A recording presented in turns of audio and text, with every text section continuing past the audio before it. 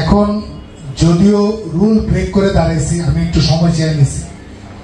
কারণ হলো একটাই, আজকে আমাদের অন্যান্য ব্যাপার কথা বলার কথা না, শুধুমাত্র আমাদের এই গুলশান জোন নিয়ে যে সমস্যাগুলি ঘটছিল সেটাকে সমাধান করার জন্য কমিটি গঠন করা।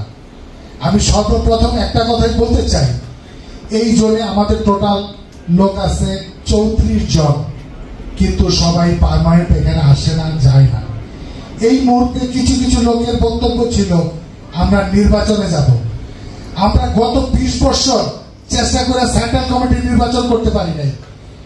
লাস্টলি এসে আমরা একটা নির্বাচন করে আমাদের এই সমিতিটাকে দাঁড় করাইছি যেভাবে হোক। এইখানে আমরা যদি এখন 34 জনের জন্য 9 জনের কমিটি করতে নির্বাচন করি, লোকের মুখে হাসির পাত্র ছাড়া আমরা কিছু হব না। কারণ 9 জন লোকের জন্য 34 জনের থেকে নির্বাচন করে নিয়ে আসার মতো কিছু আমাদের নাই।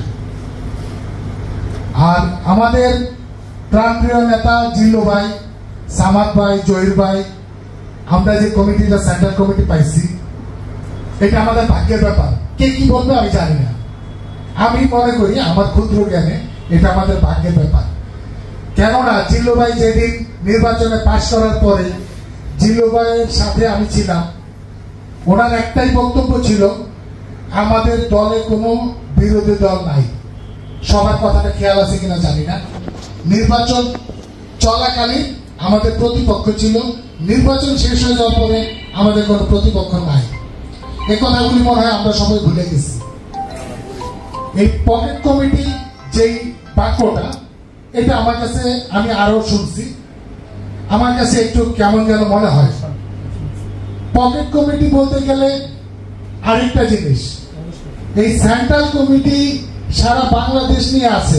তারা যদি একটা কমিটি সেট করার পরে সেই কমিটি থেকে আমরা যদি তাদেরকে প্রথমেই বলি যে না আমরা আপনাদের সাথে নাই, তাহলে ঠিক আছে। ঘোষণা করার পরে আমরা যখন বলবো যে আমরা পদত্যাগ করলাম, কার কাছে করলাম? যাদেরকে আমরা কমিটি দিচ্ছি তাদের কাছে, মানে ভাড়াটিয়ার কাছে পদত্যাগ করলাম। এই বোকামি যারা করে তাদের নিয়ে আমরা কিভাবে নির্বাচন করি, তাদের নিয়ে কিভাবে গুলশান জনের একটা শক্ত কমিটি আমরা আশা করি। তো আমার মনে হয় জিল্লু ভাই বা সেন্ট্রাল কমিটি চিন্তা করছে যে দরুন ভাইয়ের সাথে ব্যাপারটা আলাপ করি। আমরা পরপর 2 বার মিটিং করার পরে সিদ্ধান্ত আসছে ব্যাপারটা কমিটি গঠন করার জন্য লোক আমি যাচাই করব। আমি যাচাই করতে যে এখানে রেগুলার যারা আছে, এখানে অনেক কিছু দেখার আছে। কারণ আমি শিক্ষিত কিনা, আমার বডি ঠিক আছে, কথা ঠিক আছে কিনা, আমার আর্থিক অবস্থা ভালো আছে কিনা, সবকিছু দেখার পরেই আমার একটা কমিটিতে ঢোকা উচিত। তো যেহেতু আমরা যা চাই পরিপূর্ণ আমরা এখানে পাই নাই, কিন্তু যা আছে তার থেকে আমরা নেওয়ার চেষ্টা করছি। আমি মনে করি আমরা এটা হিংসা, প্রতিবাদ বা প্রতিবাদী চিন্তা এটা মাথায় রাখা ঠিক হবে না। আমরা আস্তে আস্তে যদি এই ওনারা যে আমাদের আবাসিক গ্যাস ছাড়ার কথা বলছে, এখানে এটা আমাদেরকে আনন্দ দেওয়ার জন্য বলছে, ওনারা যে আগাইতেছে এটাও আমরা জানি। তবে আমরা সবাই দোয়া করি যাতে ওনারা সাকসেস হয়ে আসতে পারে, আমাদের অফিসটা আবার জাঁকজমক হোক, 100 ঠিকাদার 34 জায়গায় যাতে 100 ঠিকাদার পরিণত হয়, তখন আমরা নির্বাচন করব। এখন মনে আমাদের নির্বাচনের প্রয়োজন নাই। যাদের ভিতরে এই মনোভাব আছে, আমি করজোর করে অনুরোধ করছি আপনারা এই আমাদের শৃঙ্খলাটাকে আপাতত নষ্ট করেন না। গ্যাস ছাড়ার পরে যখন এটা আরো উজ্জীবিত হবে তখন আপনারা নির্বাচন করেন, যদি আপনাদের সেই মন মানসিকতা থেকে থাকে। তবে সেন্ট্রাল কমিটি নিজে যাচাই না করে আমাকে দিয়ে করার কারণ হচ্ছে, এই জোনে আমি আমার জীবনে প্রথম থেকে ঠিকাদারি শুরু করছি, যদিও আমি এখন বাইরে কাজ করি। তারা মনে করছে যে আমি এটা বের করতে পারবো, সেই হিসাবে আমি তাদের কাছে প্রকাশ করছি। তারা একটা অনুমোদন দিচ্ছে, যেই কমিটি প্রকাশ করবে তারাই। আমরা তাদেরকে বুদ্ধি দিছি, কারণ তারা সেন্ট্রাল থেকে জানে না এই জন্য কে কি করতে পারবে।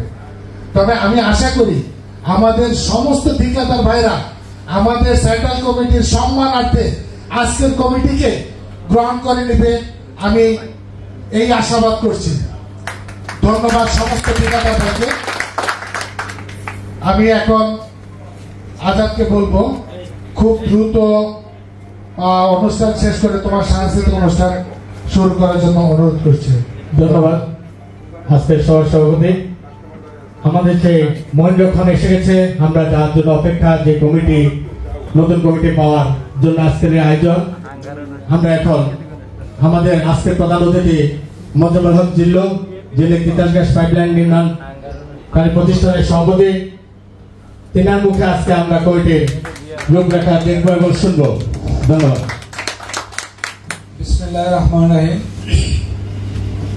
আজকের সভার সম্মানিত সভাপতি, মঞ্চে উপবিষ্ট আমাদের কেন্দ্রীয় কমিটি সহ আমাদের শ্রদ্ধাভাজন অনেক বড় ভাইরা আছেন, আমাদের সাথে প্রতিযোগিতা করছেন সেও আছেন, আমার মঞ্চের সামনে যারা এই অঞ্চলের এটা বিয়ে পূজন করে, আমি সাধারণ মানুষ বিয়ে পূজনে আসতে পারছি, এই জন্য আমি ধন্যবাদ। সকলকেই ধন্যবাদ দিয়ে আজকে আমি অনুষ্ঠান শুরু, আমার বক্তব্য শুরু করবো। আসসালামু আলাইকুম রহমতুল্লাহ বারাকাতুহু। কথা বললে অনেক সময় প্রয়োজন, তো কিছু সময় নিব আমি এই জন্য, কারণ আমি কিন্তু আপনাদের প্রতিবেশী, তারপরও আমার এখানে আসা হয় না, কারণ আমারও কিছু ক্ষোভ আছে। গণতন্ত্রের পূর্ব শর্ত হলো একজিট, মানে ভিতরে প্রবেশ করলে বাইরে হওয়ার একটা রাস্তা রাখতে হয়। সেটা রাখি না বলে আজকে 2 মাস আগে আমাদের অধপতন। তা আমরাও কিন্তু একটা ছোট সংগঠন হলো, এটা গণতান্ত্রিক প্রথা অনুযায়ী বাক স্বাধীনতা সবার জন্য সমান। আপনারা এই 34 জন ঠিকাদার আমার কাছে মনে হয় 34 জনের যোগ্য, কিন্তু 34 জন নেতা হওয়া যাবে না। আমরা 300 কন্ট্রাক্টর ছিলাম ভোটার, যদিও 2700 আমরা, কিন্তু যেহেতু বিভিন্ন কারণে লিস্টে আপডেট হয়েছিল অ্যাবাউট 300, কিন্তু আমরা 38 মানে